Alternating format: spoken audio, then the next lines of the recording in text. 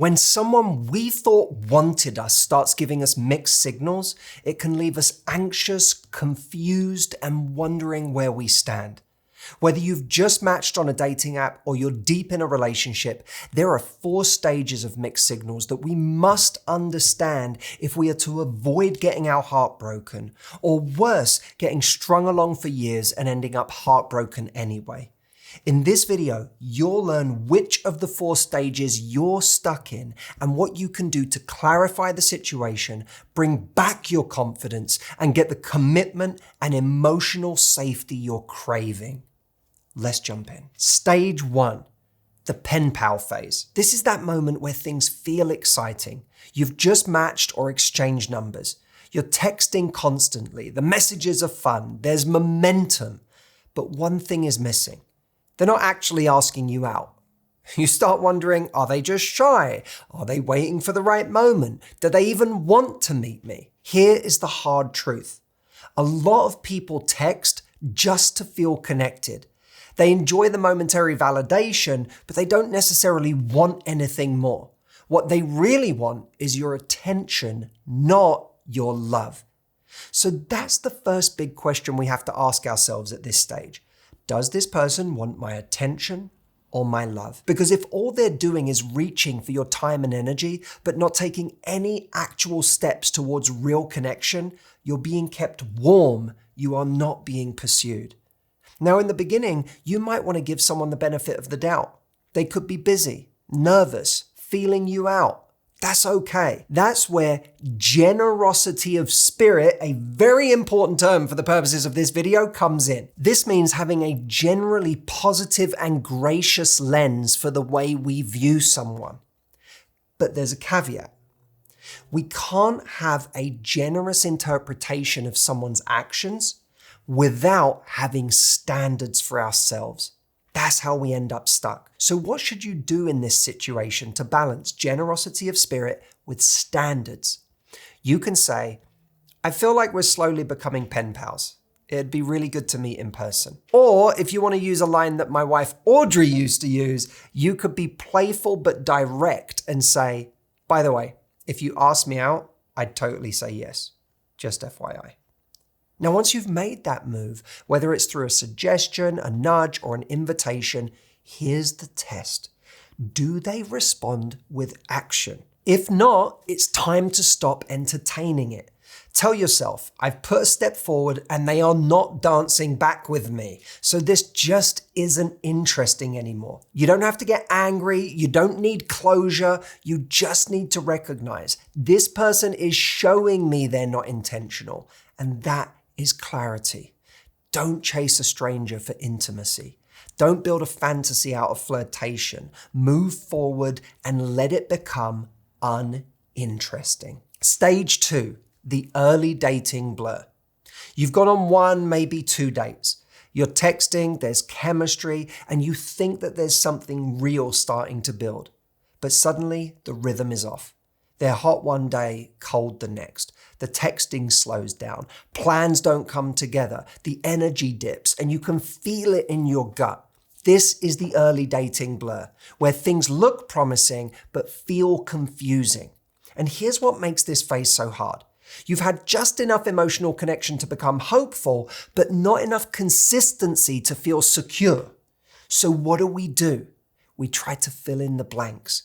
We read between every line. We keep showing up, hoping they'll match our effort. We get so excited, we start building a story in our heads, but the reality doesn't match. And that's the trap.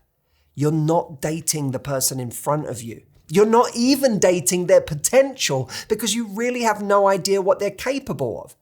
You're dating your idea of their potential, the version of them that you wish they'd be more consistently. And when that happens, one of 2 things tends to follow. Number 1, you overfunction. That means you double down, you text more, you chase clarity, you try to impress your way into consistency. Or number 2, you shrink yourself. You worry that you're the reason they're pulling away and that you came on too strong, that you're too much. Neither of these work and neither of them feel good. So what does work? Look, there's a balance that gets lost here, and we have to bring it back. It is that dance that we have already talked about here between generosity of spirit and unshakable standards. A confident person isn't afraid of giving. They might say, here's how I feel. I like you. And you might describe the things that you like about someone. A confident person isn't afraid to give someone compliments, to recognize the best parts of someone. But a confident person is also able to uphold their standards. At the same time as saying, I like you and here's how I feel about you, they can say, but this part of your behavior confuses me and I want to talk about it. That's what real strength looks like in this stage. You're not punishing someone, but you're not begging either. You're just calmly holding the mirror up and saying, I know what I want. Do you? Imagine yourself saying these words. I'm really enjoying getting to know you, but I need to feel that we're moving in the same direction. Otherwise, I end up feeling disconnected. Now, what I love about this language is that the danger isn't for you. The danger if they don't show up is for them, because you're going to end up feeling disconnected. And if you feel disconnected, you're going to lose interest. That's the implication there. And it's clear, it's kind, and by saying it, you're going to reveal the kind of person you're dealing with. If they step up, great. If they retreat, you have just dodged months of confusion. Do not let your imagination run the relationship. Let their consistency or their lack of it tell you everything you need to know. And while we're on the subject of mixed signals, let me ask you something. Has a single unanswered text or one awkward interaction with the person you like ever completely hijacked your day? You start overthinking, obsessing over every detail or the person, emotions run high, and even though you know it's not rational, it's like all logic shuts down. You feel completely hijacked and out of control. If that sounds familiar, I want to give you something that will change that. I have created a simple 3-step system that I use to regain control when I feel that way. And it has helped thousands of people who have come to my retreat over the last 17 years, which has been, up until this point, the only place where I've ever shared this system. For the first time ever, I am giving it away completely free at InsideTheRetreat.com. If you are going through something painful, stuck with someone who is blowing hot and cold, or just tired of reacting in ways you regret, this system will help you take back your power, but it is only available for a few days. So go and get it at InsideTheRetreat.com and grab it now. I promise you, once you have this, you will wish you had it sooner. Stage 3, the almost committed phase. This is where things start to feel real. You've been dating a little while, you're spending time together, maybe sleeping over, meeting each other's friends, but something feels off. They haven't defined the relationship and they avoid the talk. They're there, but they're not fully in. This is the almost committed phase, and it is one of the most emotionally frustrating places to be because everything looks like a relationship except the part where you actually feel chosen. You start asking yourself, should I bring it up? Will asking push them away? Am I expecting too much too soon? And this is where mixed signals get really dangerous because your standards go quiet. You stop asking for what you need. You stop showing how you feel. You try to keep the peace and you hope that they will get there on their own. You end up giving all the time and asking for nothing in return. You're generous, you're patient, you're trying to be easygoing, but inside you're an anxious wreck. You feel small. You feel like you're waiting for somebody else to decide your worth. This is the moment where once again, you have to come back to your new secret weapon. Generosity of spirit calibrated with strong standards. You can be warm. You can be vulnerable. You can even compliment them. What you can't do is keep shrinking your needs just to hold on to someone who won't define what this is. So what do you say when you want to address the lack of clarity without pushing them away? You tell them the things you're not happy about. I feel confused here. I don't like this part. I want to understand more about why you did this or why you're not able to do that. Let's talk about it together. You see, there's some part of us that is afraid that if we do this, if we talk about how we feel, if I am in any way perceived to be affected by what somebody is doing, then I am going to lose my power. But what I'm saying here is calm. It's direct, and it invites connection instead of conflict.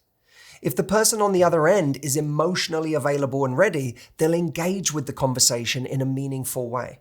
If they're not, then it's time to listen to what their silence is telling you, because almost committed is still uncommitted, and you deserve more than almost.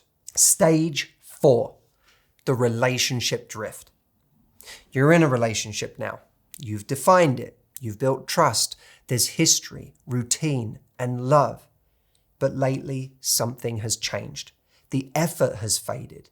You don't feel seen. This is the relationship drift, where mixed signals no longer look like games or hesitation. They look like emotional disconnection. And this is where things get really confusing, because the person still says they love you. They're still around, but you can feel in your body that something is off. And we don't know what part of that is our intuition and what part of it is our anxiety. So you question yourself. Am I overreacting? Is this just a phase? Should I be more patient? And then you begin to tolerate more than you should. You stop voicing your needs. You convince yourself it's safer to be silent than to risk rocking the boat. But here's the truth. Silence doesn't protect connection. It erodes it. And if someone's emotional absence has become the new normal, you need to ask a real question. You can say, I know relationships change and evolve, but I've been feeling a bit disconnected from you. Can we talk about what's going on and how we're both feeling? This is not an accusation. It's not a threat. It's an invitation to check in and come back together. And if they can't meet you there, or worse, they refuse to even enter the conversation, then that's no longer a mixed signal. It's a clear one. I remember a time when me and Audrey were early in our relationship where we were committed. She could sense some disengagement on my part. When she talked about the future, she sensed me going quiet and not really participating. And it worried her because she felt like I wasn't in it to the same extent that she was.